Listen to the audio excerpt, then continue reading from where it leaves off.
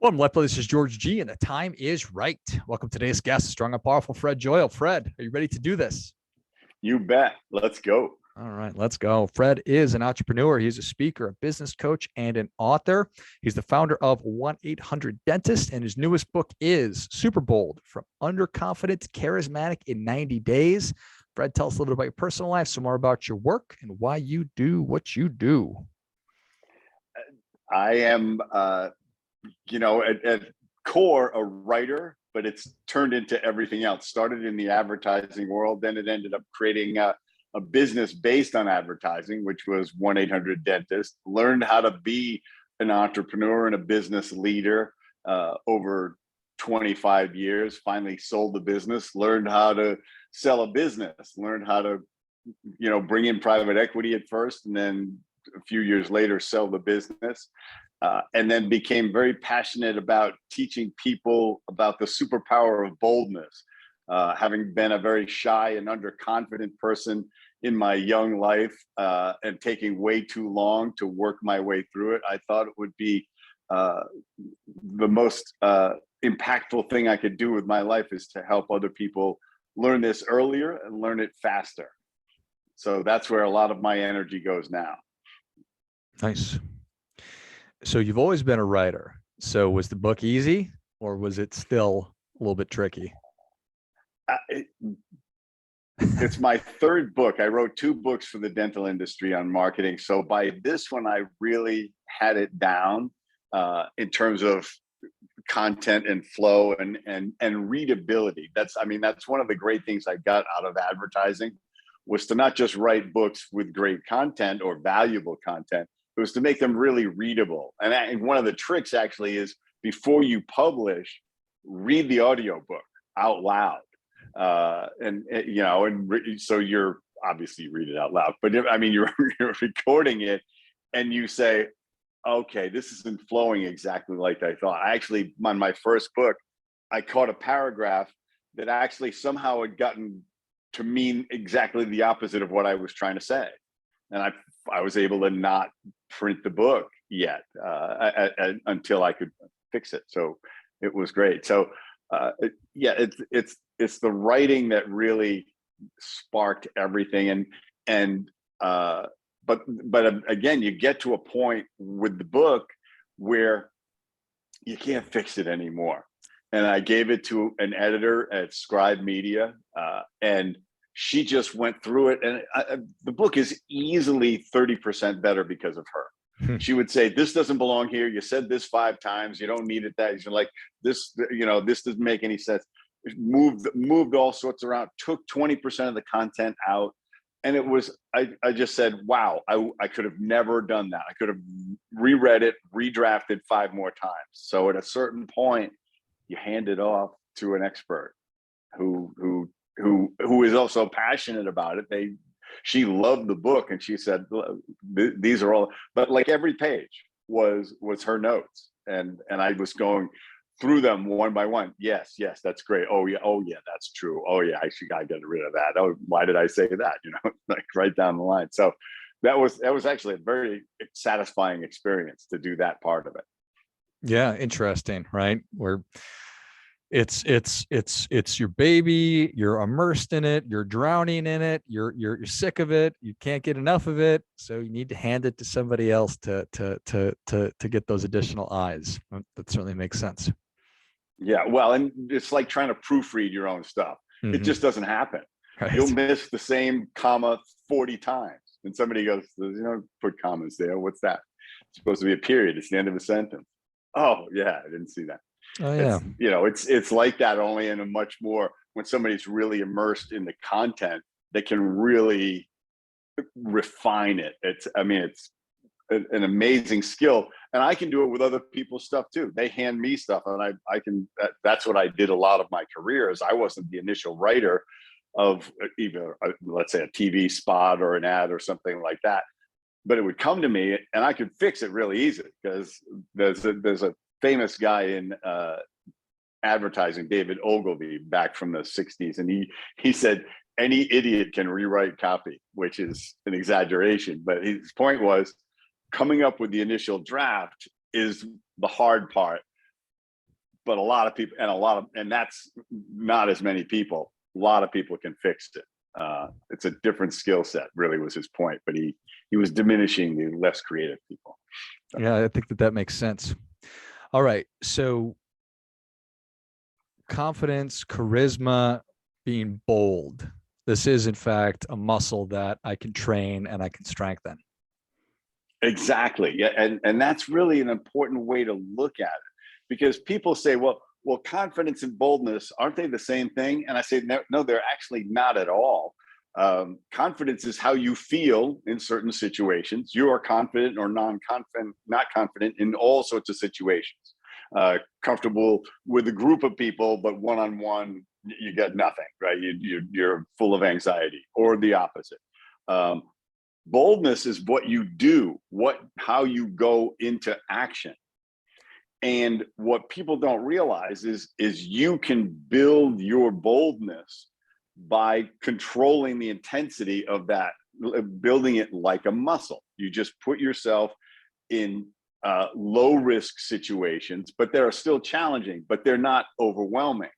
And you start to get bolder and bolder and bolder. And I go into a lot of detail in the book about how you do that and how you change your mindset and have certain insights, but it's very much about controlling the dosage of the experience, just like you would if you were lifting weights. You wouldn't start bench pressing 300 pounds.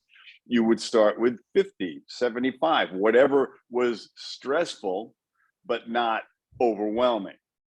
And as this happens, people realize the great secrets of boldness, which is all sorts of things, exciting, interesting, unanticipated things happen because you're bold. Doors swing open. People don't stop you. You find out that you're the one stopping you 95% of the time, not somebody else.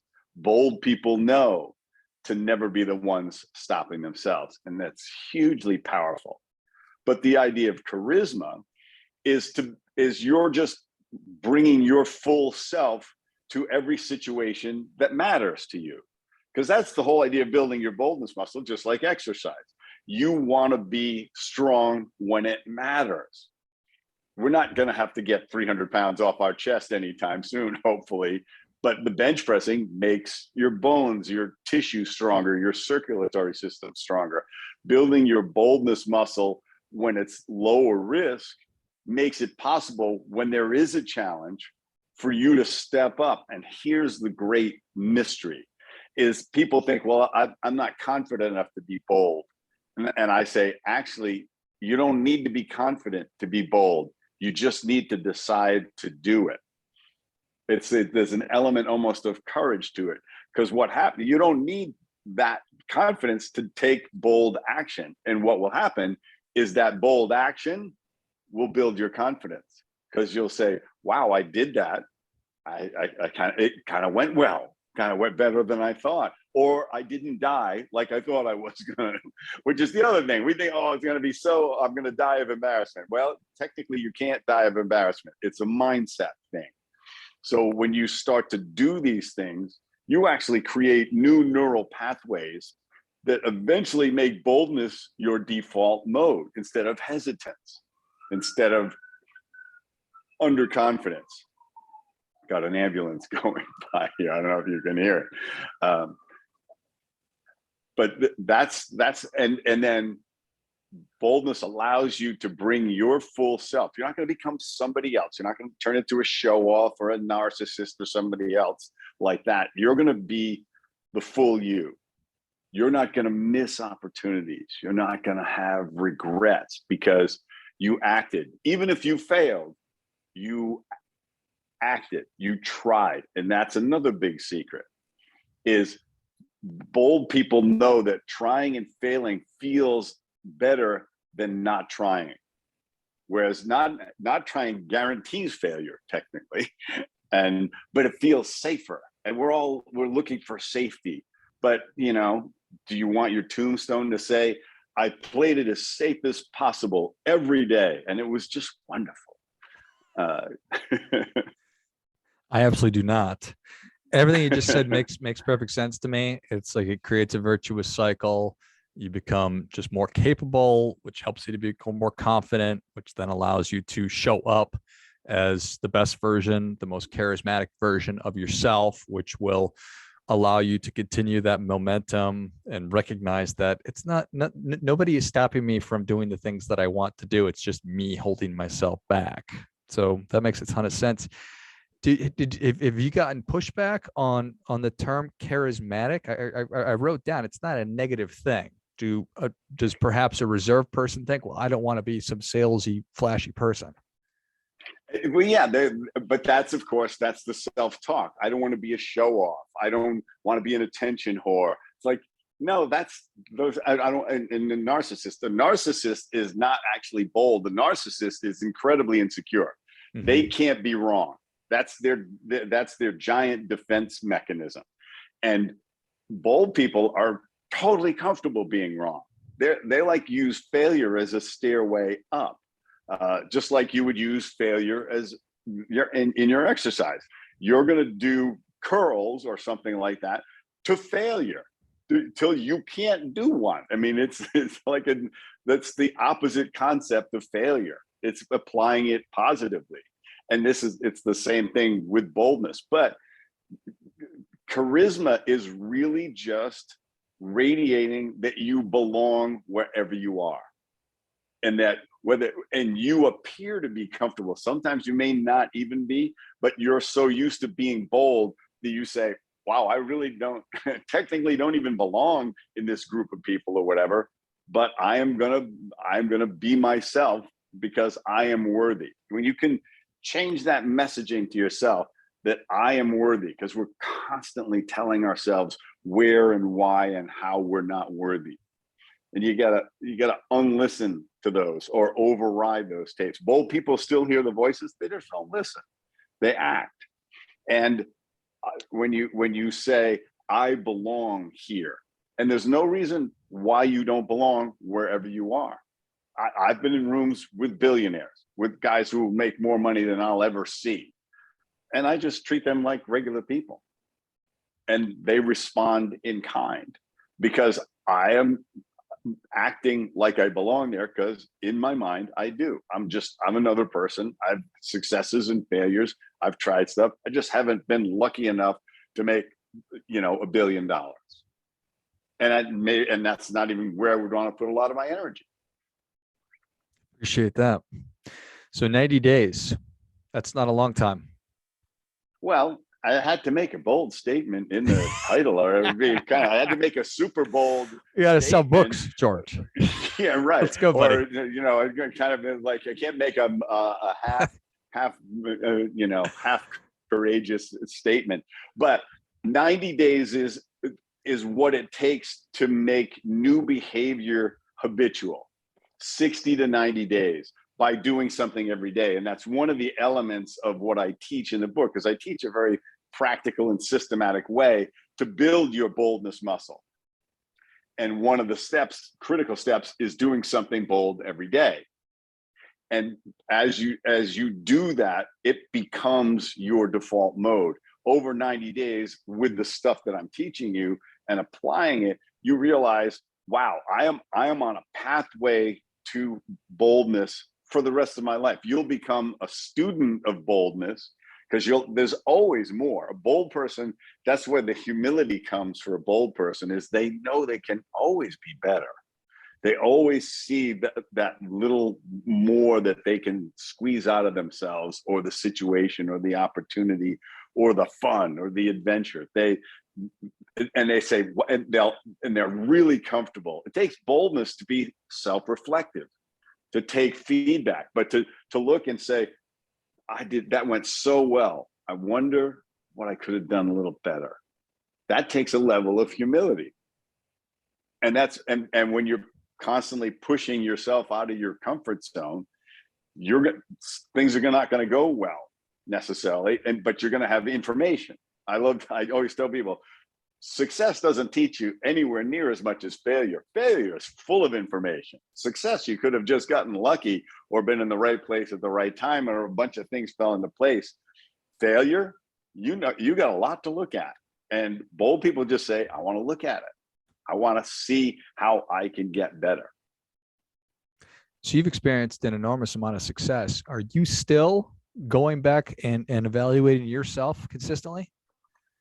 Oh, absolutely. I still have moments where it like, I was just in a situation where I met this person I really wanted to meet, and I had this great short conversation with him, and then I said, "Great to meet you," and walked away.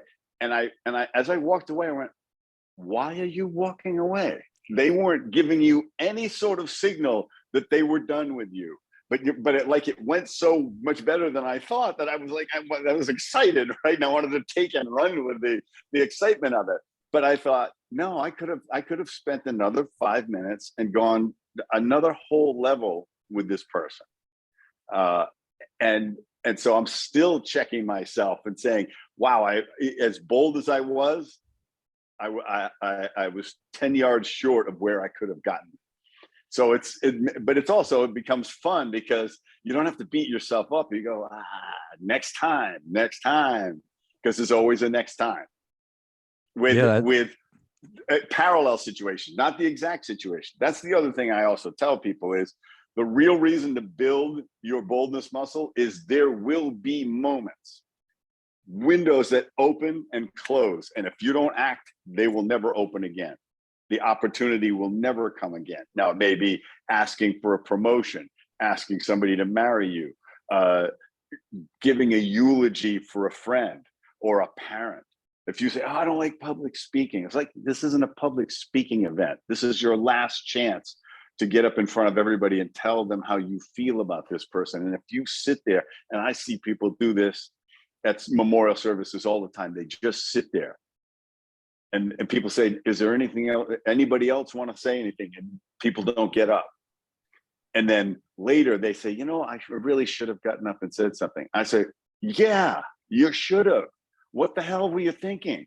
And I a lot of times nobody gets up. So I get up to sort of, because then people, when somebody does it and they get up and they see me cry and choke up and stumble, they go, oh, it's okay to cry. Well, yeah, it's a memorial service. It's not a stand-up routine, it's not Steve Jobs presenting the latest Apple product. This is a moment. And you want, when those moments come and present themselves, you do not want to hesitate. You want your boldness muscle, and you want the mindset to say, I am going to act. I maybe don't feel confident, but I'm acting anyway. I am taking bold action. What a perfect example that is. Really powerful. Yeah, it is. It's you, when that happens to you, it gnaws at you forever. You're going to carry that one. No doubt. Oh, I love it. Well, Fred, people are ready for that difference-making tip, even though you give it us a lot. What do you have for them? So people say, well, if how would I get started? What would I do? I'm too cheap to buy your book. What do I do? What do I do? I say, all right, start here. Talk to a stranger every day. At least one complete stranger.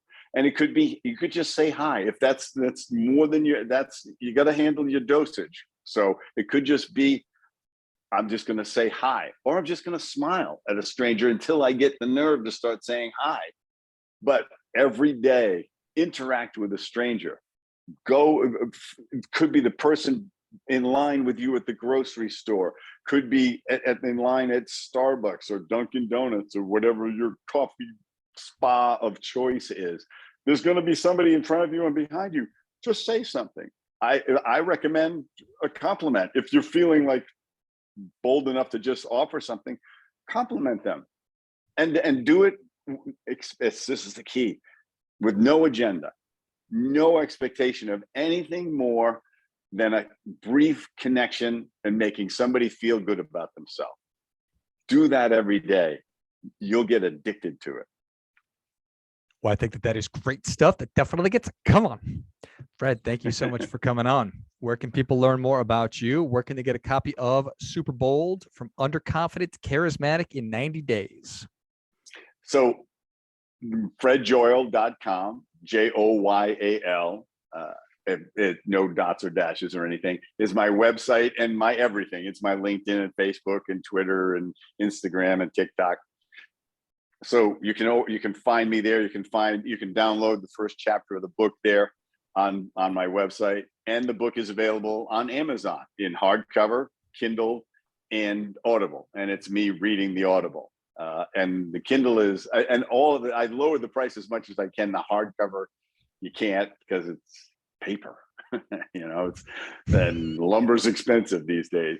But other than that, I want people to read the book. I'm not trying to get rich off the book. I want them to be bolder. We need bold people solving big problems. Amen. Well, if you enjoyed this as much as I did, show Fred your appreciation and share today's show with a friend who also appreciates good ideas. Go to fredjoyal.com, FredJoyal.com, and check out all things that are Fred. Pick up a copy of Super Bold wherever you buy your books, but Amazon, it's a great spot, and all the different versions. Thanks again, Fred. Thank you, George. And until next time, keep fighting the good fight. We are all in this together.